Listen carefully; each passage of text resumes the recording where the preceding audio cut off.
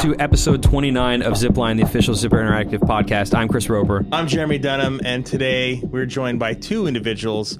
One, of course, is our king of all multiplayer design, lord and master of everything, more players than one.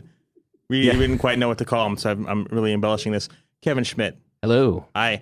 And, of course, we also have senior producer from Sony Computer Entertainment America. That's right, America. Don't let the accent fool you. Mark Rogers. Hello, everyone. There you go. And today's a very special show because we're going to talk about some things that a lot of people have been wanting us to mention on this show since episode 1. That's right. Today we're finally going to tell you what Chris got for Christmas. Chris, what is that? Oh man, I got the Making of Empire Star Wars book. Yeah, it's a awesome. pretty sweet book. You have this thing? Good book. Great. I do. I've read that. Yeah. No, really, what we're actually going to talk about is, well, first, before we tell you what we're going to talk about, Let's do the Z-Cap. let's do the weekend. So it's Mag's birthday this week. Happy birthday, birthday! Mag. Happy birthday, Mag. Happy birthday, Yay. Mag. It turns 1 year old. It's big news for us because that year just flew right by. Yep. And we did a lot of things to celebrate this week. First of all, let's give a little disclosure. We're recording this on Tuesday because we have a bunch of events this week at Zipper. So we're not going to do the usual, another thing we revealed earlier this week because we actually haven't posted it yet. But we do have a promotion running right now, and it's 256% bonus multiplier for any in-game queue that you run in Mag, and a 256% bonus attached to Happy Hour, and that's kind of our little promotional nod to the birthday that Mag's having. On Wednesday... and how long does that run for? That runs until Sunday, January 30th at 11:59 p.m. Pacific time. Right. And even though it hasn't happened yet, it has happened by the time you listen to this. On Wednesday, we're having our QA guys from the Mag team hop in and play Mag with you guys all day long. You'll be able to tell who's a Zipper by a Z next to their name in-game, and they played on all the factions. I'm hoping they won. I don't know if they did. I'm predicting that they killed everyone. Way to go, guys. And then we also did a few other things, like, faction neutrality on domination and acquisition, which was... So far has been popular. In the few minutes we've seen it happen. But I looked a couple hours ago and everybody was like, yeah, this is great. We can try it out. So. Yeah, so we're excited. And then based on... And that will have the same trial period as the special percentage Q bonuses. And then we're doing a couple fun things on the blog that by now you've probably read, including some numbers analysis of Mag throughout its first year. And 5 things about Mag you never knew. So... If you haven't checked it out yet, been on the blog, go to blog.mag.com, read it, love it. Congratulations, Mag. Now, moving on to SOCOM 4, we announced last week that if you purchase Killzone 3 and you purchase one of the early copies with a specially marked box that has some SOCOM 4 dog tags kind of over there on the side, you will get early access to the SOCOM 4 multiplayer beta. Details on exactly what's going to be in the beta and when it's going to start and all those kinds of things are coming in the future. But Killzone 3 is the first way that we've announced that you can get into it, and Killzone 3 will give you early access. There will be other ways to get in, ways that will be free. You don't have to buy a game to do it, but those things will be announced further down the line. But, I'm excited for Killzone anyway, so that's, I think, a pretty cool inclusion. Yeah, and we've seen it already. It looks pretty good. Very pretty game. Now, to the reason we're all here, one last little Z-Cap thing. We're having the SOCOM 4 media and community events. The media event starts tomorrow, so both of these things have already happened by the time you guys hear this. Yeah, which will have been Wednesday. Yep. So Wednesday is our media event. What's that? We're going back in time. We're like Marty McFly here. Yeah. We're going. This podcast runs at 88 miles per hour. All right. Yeah. And the fans came out and they played it, and I'm predicting that they enjoyed it. But if I'm wrong, we'll just edit this out. Yeah, we'll see what happens. I really hope they liked it. We think they did. We're really proud of the game. So. Yeah, so at this point, hopefully you've seen it, but you should be able to look around the internet, find impressions and news and stuff like that from some of the bigger publications out there. And on the official SOCOM forums, I'm sure you'll see links to impressions from all the guys that came out here. We're going to be giving them a studio tour and that kind of thing, so they can tell you a little bit about that as well. Exactly. So let's get to this week's real topic. On the boards, we let everyone know that the reason we're here is to talk about the importance of multiplayer in video games. But I mean, let's get honest. Let's be serious. The reason we're really here is to talk about multiplayer in SOCOM 4. So we're going to pretend that topic doesn't exist and just talk about how big this week is. Oh, yeah, wait, I have a meeting to run to. I got to go. Before we get into details, though, let's go over what exactly the two of you guys do, because Kevin, you are day-to-day multiplayer with that. And Mark, what is your day-to-day like at Sony, and how do you interact with the studio on a daily basis? My role is essentially logistics. There's quite a lot of different divisions within Sony, and my job is basically to interface between, kind of those divisions and Zipper, and basically clear the decks, allow Zipper to do exactly what they need to do, which is focus on the game. Mark and I work together, lad. He's a very organized individual. I didn't tell you I was going to do this, so I apologize in advance. But I also want everyone to understand, and this is something that I'm sure he gets a lot, but he looks like Val Kilmer, and amazingly so much. It's true. It's very true. Look at the photos. You'll understand why we've recreated the poster to Willow when you see our photo. It's uncanny. But he has a better accent. He's a very intimidating man, too. Yeah. So. Thank you. But a very smart guy, very organized, and we're definitely glad to have him on the SOCOM team for sure. Absolutely. Yep. Yes. What about you, Kevin? What the hell do you do around here? The past couple weeks have been really crazy for this media day event. Most of my day starts with just meeting with QA, to see how the build is going, to see if there's any crashes, any changes. And then we've been doing play tests with our internal QA, and which we've talked about for a while now. We've set up internal the clans clan and all matches that kind of we've been stuff, talking about, and it's funny because I listen to the podcast and I want to jump in the room and bust in on you guys and be like, yeah, we played this, and I remember talking. There's all these different events that happened in the games that we're like, oh, I wish we could tweet that, or I wish we could post that, or take a video of that. So we've been doing that for a long time, and that's going on twice a day, every day. So I've just been constantly responding to how our internal players feel, how FPQA players feel, and just adjusting game types, and then meeting with the weapons guy, Ryan Feggi. He's doing a lot of the weapons, meeting with him to tweak those, and then handle all the other stuff that's come up, what do we set the queues like? What game types? All the details that go into it. It's not just map stuff. There's a lot of naming conventions and all the nitty gritty stuff that you don't want to deal with, but it has to be dealt with by somebody. And speaking of maps, you've had a very important role in working on a lot of those maps for multiplayer, going in there and really getting your hands dirty with pretty much all of them, right? I mean, you've worked with all the designers. Yeah, and when you get into a map, I mean, anybody who plays multiplayer knows that the placement of a crate over here is way different than it is over here. So that's the feedback that we get. A lot. What we do after these playtests, the internal ones, we get everybody who played in a room, and we just open up everything we loved and we hated about the map. Oh, this VO line was wrong. This, I can't take cover on this object. I'd like to go over here, but I can't. Oh, I got out of the world here. So from problems to exploits to all that stuff, we find it, and then I take all that feedback. I go back in and I open the map, and I'm like, okay, I want to move this crate a little bit this way and a little bit, and then you have to play test it all over again because those ramifications come out after hours and hours of play. You don't know if that's opened up a new exploit, so it's a lot of trial and error. And that's the perfect segue into talking about our first map that we're going to announce, which is Crate World. Yes. There's nothing but crates. It's a classic. Awesome. First piece of DLC needs to be Crate World. Yes. Crate World. And Crate World 2. There really isn't Crate World, but we can talk about multiplayer now. Finally. Yes. We're all excited about it. And just so people know, Kevin has been asking us constantly, when can I come on the podcast? First podcast. Yes. I even had my zip tips ready, as no one ever did. I know.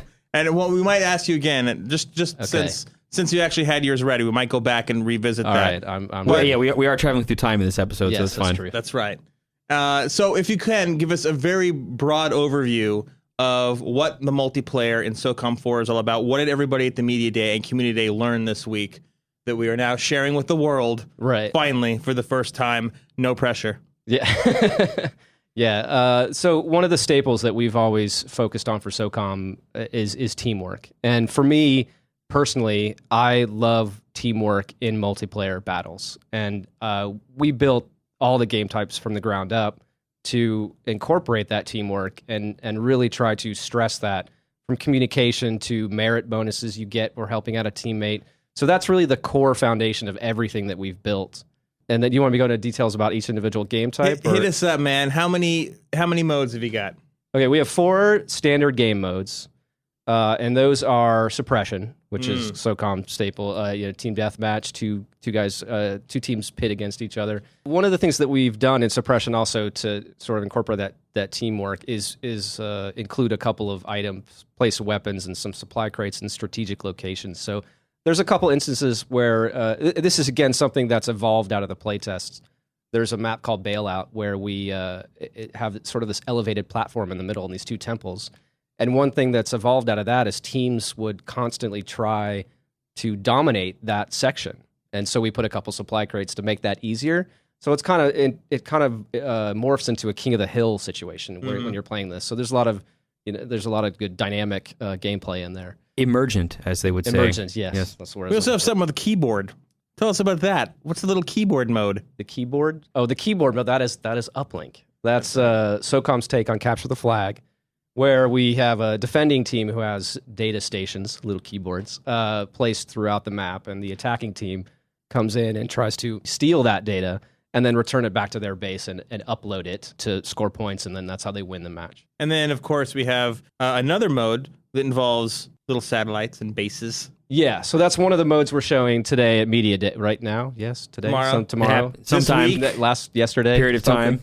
Remember, you're in the void right now. Yes, one of the modes that we showing is called Last Defense, and that's it's a mode changing actually. What happens is there's 3 control points in the middle of the map, and those are satellites, and each team fights for control of those.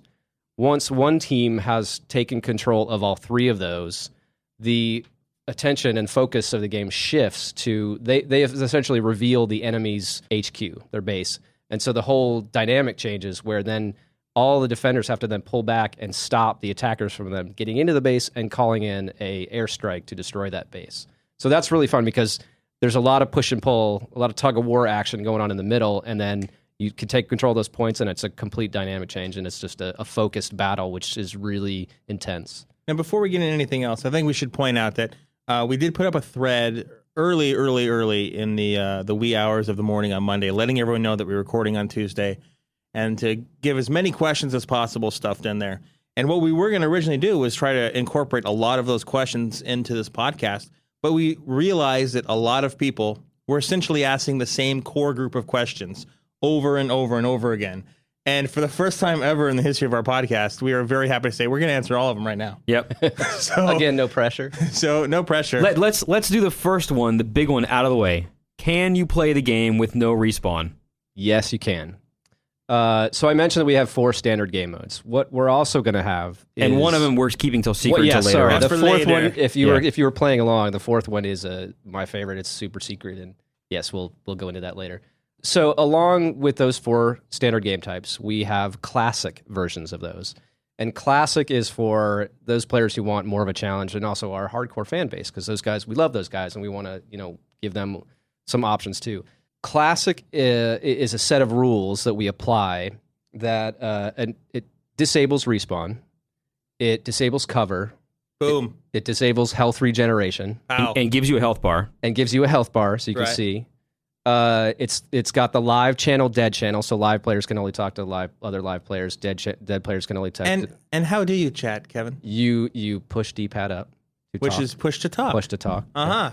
So that will be enabled in that. So that's really, we are embracing those guys and really wanted to give them something special. And it's a lot of fun to play. I mean, I played it before, and playing it again, it's again another intensity to the game. And you can just hear, again, after our playtest, when we do classic playtests of these game types, you can hear people walking around the hall going, dude, that was so awesome. And the fever pitch it gets when you're like, the last man standing, and you get those 2 things, and then you switch over to the dead channel and you hear, oh, because everybody's disappointed that you died. So that people understand, and just to recap, there are different modes to the game that you can play. We have the standard mode, which we do have respawn, Right. and there is no health bar. It's health regeneration. Right. But that's the standard mode. But then we also have the classic mode, which applies to all game types, just like the standard does. Correct. So you can choose either one that you want. Both modes are ranked. Correct. So you can determine who's the best at one versus the other. Completely up to you. We wanted to give players a choice. We didn't believe the old mantra, it has to be this and only this. Why not do both? Right. So right. that's the approach we're taking, is we're giving something for fans who are looking for either approach. Mark, you've played a lot of SOCOM. What do you think of standard versus classic? I mean, do you have a preference personally? Do you think that they work well with each other? Well, where do you see as a gamer the game having seen its entire evolution now? How do you think those modes have worked out? I think it's a mood thing. Classic is very, very intense. From the point of view of I suppose, looking at it, someone actually going through and playing the game. I don't think that, kind of if you're playing Classic, you're really in the zone yourself. Kind of you're hiding, kind of everything kind of matters because it comes down to, kind of that single bullet, whether or not you're going to be taken out of the game or not. Mm-hmm. And so I think from your standpoint, I think it's a very, very good game. I think that, kind of if we're looking at a respawn mode, I think it's a little bit more accessible. Kind of there are a lot of other titles that are actually handling respawn as well, but kind of there's an accessibility to it. So to me, that's the two sides of it. If I'm looking at something that really identifies and kind of pulls SOCOM out of the pack, it's really the experience that someone has when they're playing the game, and kind of the classic modes themselves really do express that. Kind of they express the differentiation between us, the way that you coordinate yourself with your teammates to try and preserve your life and trying to end the life of the people. What in I front like of to you. say about SOCOM is that as a series, and still true with SOCOM 4, is that it rewards smart play. Right. And when you're playing the classic mode or you don't have respawn on, then you have to make every decision of, if I run out into the open, I might die and might not be able to play for a few more minutes until the round starts. And you have to say, if I follow my teammate over here, I'm going to have a much better chance of survival and taking out the enemy. And all of these things now become, instead of, hey, let me try to do something cool and go shoot a guy in the back of the head with a shotgun, it's like, I need to think about what I'm doing because everything that I do matters. And if I play it kind of the way that these things were intended to be played, I'm going to get more out of it. And I'm going to do better at it, in theory at least. You know, and that's kind of the thing and another element of that is adapting on the fly, which I think plays out much more heated when you're playing with no respawn, because if you don't adapt, then you will die, and then you're back waiting for the next one to start again. It doesn't actually just matter to you; it matters to your team. Yep. It matters so much whether you're surviving or not. You're there. If you're alive, if you're still participating in the game, you're basically there as a force for good. If you're taken out, then kind of, and not saying you're irrelevant for that particular game, but kind of your role itself is over. So you're not only trying to protect yourself, but to protect others. If you see someone, if they're running down an alley, someone, kind of an enemy is following them, you call that out. And if you don't call it out, someone will come along and tell you, hey, you should have called that out. If you saw someone following, kind of, it's a much more of a joint exercise. And, kind of even with respawn, I think that the experience within multiplayer itself, there's the game and the rules that we actually set up, but it's also the community and what the community brings. And I think that the SOCOM community actually plays in a certain way. They have certain expectations about the way that they play the game, the way that others conduct themselves within the game. And, kind of that also adds to the overall experience. When I play a game within SOCOM, it is unlike any other game. And, kind of that's essentially what I value.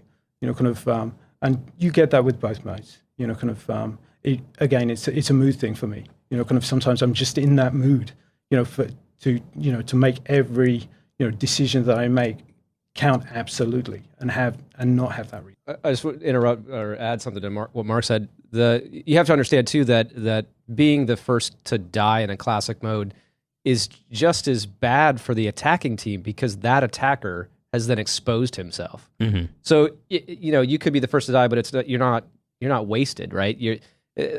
On the flip side, it's like if I see a guy, like Mark was saying, if you call him out, you may not take that shot because you may not be ready, because if you take that shot, you're exposed. So you see that guy run across the map and you're like, who is it? Do I have backup? I see a guy running this way.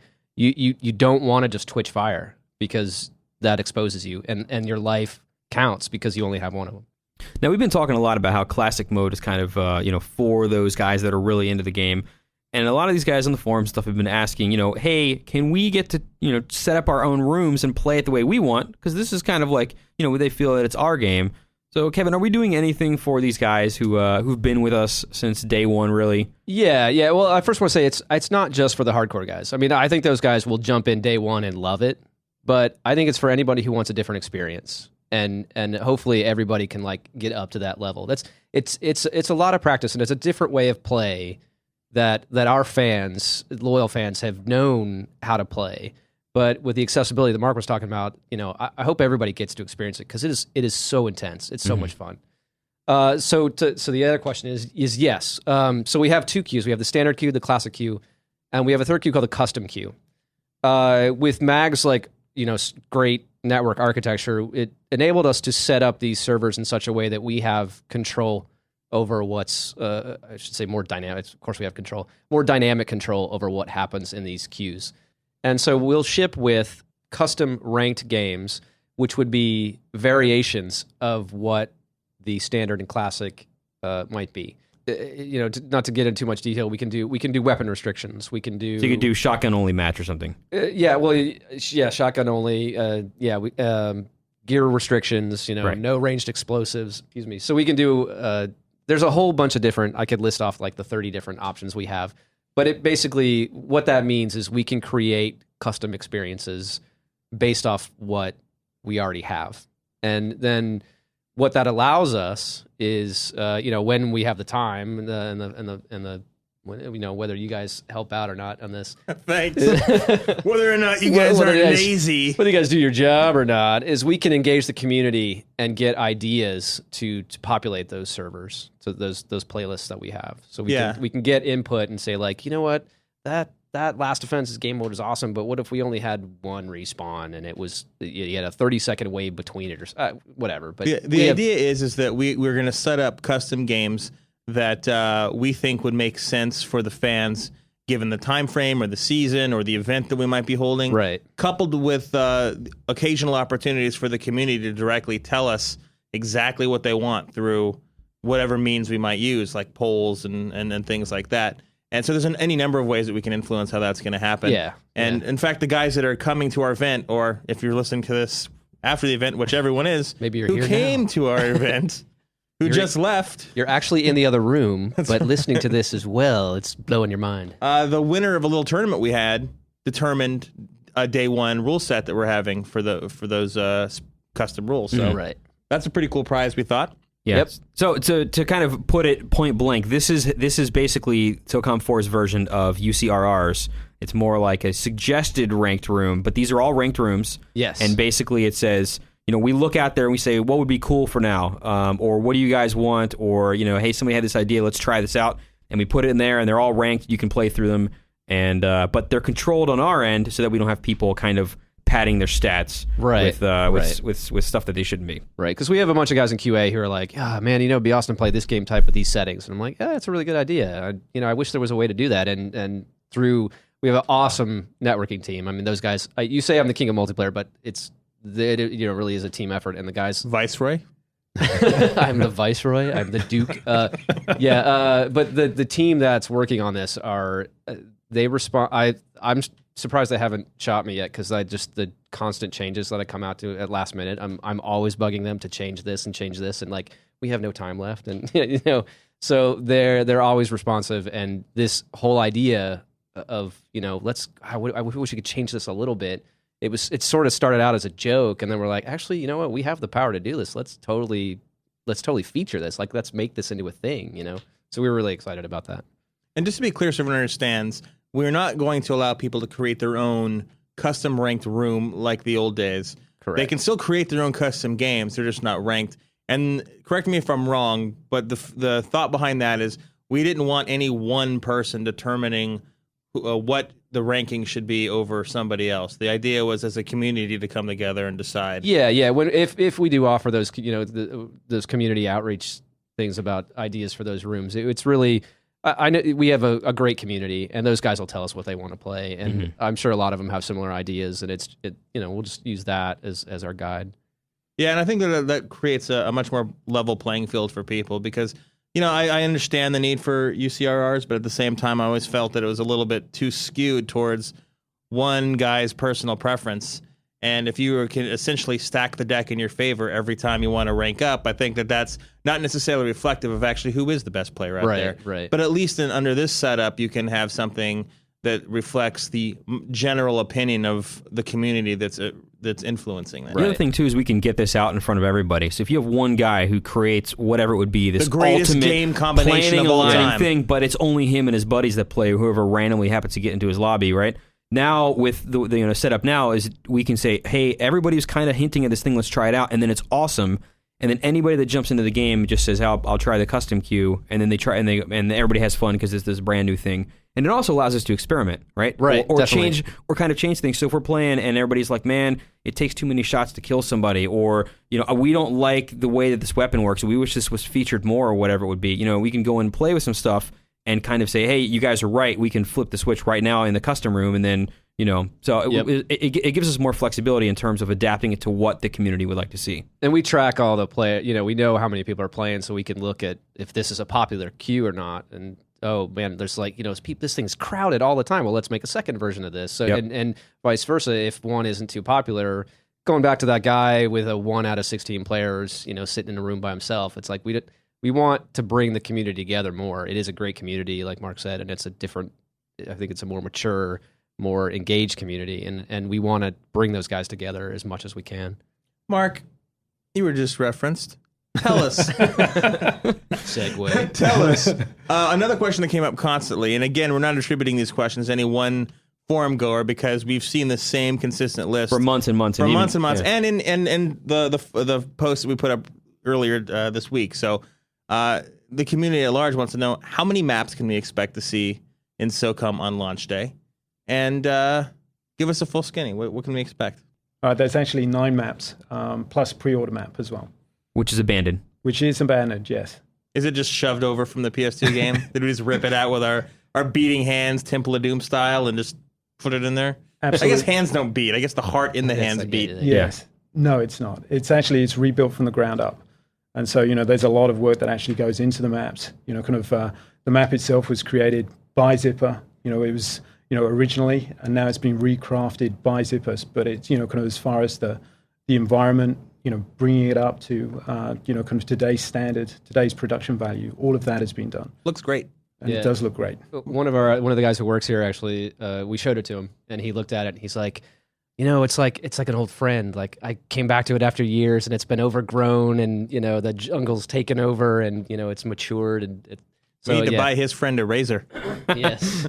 Yeah, the one thing about Abandon, we've said that it's a pre-order bonus. We actually haven't said, now that we've talked about some of the modes, Abandon is a unique map, even though it's pre-order, in that you can only play one mode on it, and that is classic suppression. It's meant to be a classic map. Is that correct? Well, we are supporting regular respawn suppression as well. Okay. But none of the other game types on They're that. just suppression. Suppression, yeah, Right. but I've obviously classic suppression is where it's at on that map, so everybody's going to be playing that. Yeah, and I got to say, for me, like Jeremy, you were saying, I think that map probably, even though it's kind of an updated old one, really, I think it's probably the best looking multiplayer map in the game, just because of It is a beautiful all map, the overgrown stuff and all of the foliage that's going on. And I mean, I helped with a lot of the media screenshots that were taken out that should be coming out now. Show And off. yeah, well, I'm not saying that they're all mine, but I'm saying I spent a lot of time taking. Some of them were really I'm not bad. saying but they're all mine. I'm just saying 90%. Only the best ones. No, are it's mine. I probably have like one in a giant pile of them. But anyway, going through there and taking shots of that map, it's really easy to get a very good shot of that because you can put the camera almost anywhere and it looks amazing from almost all angles. Yeah, So. yeah. Those guys did an awesome job. Again, we have a really good art team supporting all this stuff well. And the guy who originally built that map came and looked at it, and he was like, "Oh my gosh, this is awesome!" So yeah, it was really cool. The maps that appeared at Media Day and Community Day, we had 4. We had Collision, which, well, actually, why don't you tell us about it rather than me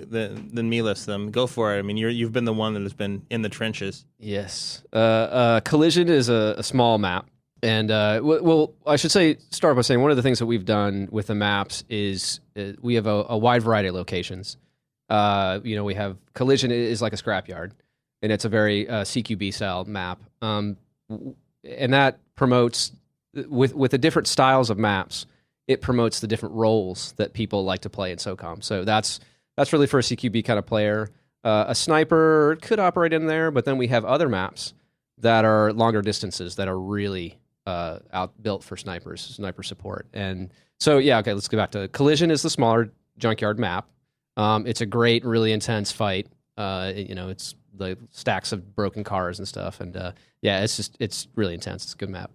Tetanus shots all around when you go in there. What's that? I said tetanus shots all around when you go in there. Yes, yeah. Don't brush up on too many things. Yeah. It's just rusted. Yeah, the environments really look, you do kind of feel a little cold and like, shivery. Dirty. Dirty when you walk through there. It's like you don't really want to touch anything. And then we have Rush Hour, which is, again, that's a long map, which is made for snipers. that's sort of a battle scarred freeway, the collapse freeway, which sort of makes a figure 8. So that's again a really nice map. Which is the first map you see in the beginning of our multiplayer trailer. Yes. If you're listening to this, as maybe it appears. watching, pause and watch again. Yeah, if you go back and watch it again, that's Rush Hour. That's a great map. So I it's think kind Mark of was playing in that video. Were you playing any of the characters in that video? I think I was. Yeah. Yeah. So Right. the guy who gets shot was Mark. that was Mark. So yeah, that's an elevated freeway, and it's got some limited routes, but again, it's open for a sniper, so that's just ripe. And we've actually, I don't know. Well, we've hidden some weapons in those maps to appeal to those types of players. And then Assault and Battery is sort of a World War II era coastal fort bunker, and that's what Last Defense is being played on, will be played on, has been being played on. And that is sort of 2 bunkers. It's sort of like a repurposed bunker facility that some faction has come in and built up for their own uses for a missile defense launching place. So it's a fight over that. And of course, we also played on Abandon as well. Right. And that was really nice to see just that map added into the role of the new ones, because I'm glad everyone got to see just how good looking that map is. Yeah, I'm really looking forward to seeing how people react to that, how they reacted. This is weird talking about it in the. I know. When I talk about it in the present. Yeah, I'm looking forward to how they react to it tomorrow, because we're all really excited about it.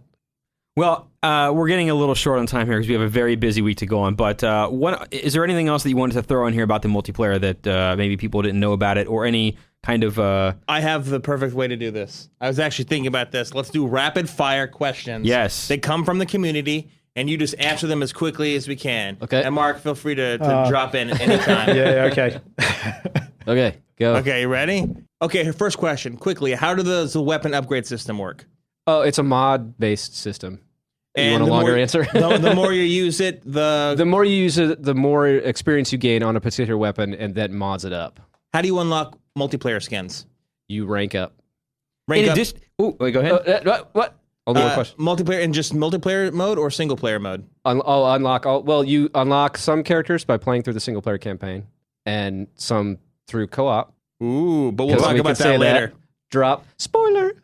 And I was then going to... some through multiplayer rank. And then, in addition to grenades, what other kind of gear can you carry?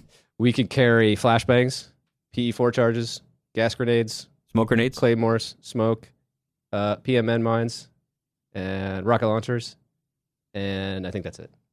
Mark, who was the Prime Minister of England in 1983? Tony Blair. Margaret Thatcher. No, it was Margaret Thatcher. Come on, how come I know that? Come on. Margaret Thatcher, I think it was. Good job. Yes. Thank you. Come on. Thank you. Whoa. Next one. Will multiplayer, when you have health regen turned on, how is your health loss displayed? Through visual effects on the screen. Closer you get to die in the... It's similar to single player. So closer you get to die in the red on the edges. But if you do not have health regeneration, You have a health bar by your ammo and weapon bar. and you do not see the blood splatter, though. Correct. We don't turn that on. Is there a clan system? Are we supporting clans and clan challenges? Yes, there is, and yes, we do. Do you want more Nice. detail? Yeah, hit us with it. So we will support 128 player clans. We will have a system where clans can sort of form up and sort of be in a lobby, and then they can choose another clan that's ready to go, and then pick from a series of battles to choose and fight against them. They send an invite, clan accepts. If they accept, they both go into a match, they fight. It's a very simple, accessible system. Excellent. Mark, on behalf of Sony Computer Entertainment, how do you guys view SOCOM 4 as a game overall? Oh, it's excellent. We're very, very pleased with it. Will the fans like it? Yes, they will. Do you like it? I do. Yes. You know, again, after those clan challenges, we get a lot of people walking the Yep. halls and be like, dude, remember that when I took you out and that headshot? You just hear random conversations and people are loving it. And that's a testament to you're working on a game for X number of years, and especially over the past, 2 years. Well, but especially over the past 6 months, we're playing so many play tests, and everybody's in there at least once or twice a week. Even everybody is, but they're still having fun at this point, and still having these stories come up. And I think that you have to get up and you have to go to work in the morning. but then you're still walking through the halls talking about how good that last game that you played was. Yeah, I'm in there twice a day, every day, and there's still moments when I'm just like, oh, I almost got that guy, and you get those moments where you're just like, that was awesome, or you get that kill that was just epic. So yeah, it's still a lot of fun. This one will come up a lot, so we should address it now.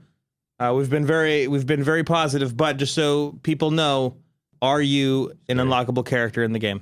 I wish. That would be awesome. You're not? No, I'm not, unfortunately. On that bomb, let's end the show. Spoilers. Yeah, Kevin and Mark, thank you guys for coming by the show. Thank you for finally talking about multiplayer When do I and come all back? things that are... Come back next week. All right, we'll or do. 2 weeks, or whenever we do this again. You can come back After again. Media Day, before Media Day. Next time Mark comes on, though, we've got to get him a gag. Because the amount of times he interrupted I know, us I was just can't, way I too can't long. get a word edgewise. This guy over here. He really is much more talkative. I think he's just nervous. No, I mean, actually, I want to thank all the fans for submitting their questions. And even though we didn't call them out on the forums specifically, we do think that there's a strong cross-section of most of the questions you had. If we didn't answer a question, the good news is, outside of the mode that we're not talking about yet, we're going to try to answer all the questions you have from this point forward. With April 19th as our date, we're really going to push ahead very hard with our campaigns and the marketing and the public relations level. And us, as your community managers, really want to do what we can to help inform you.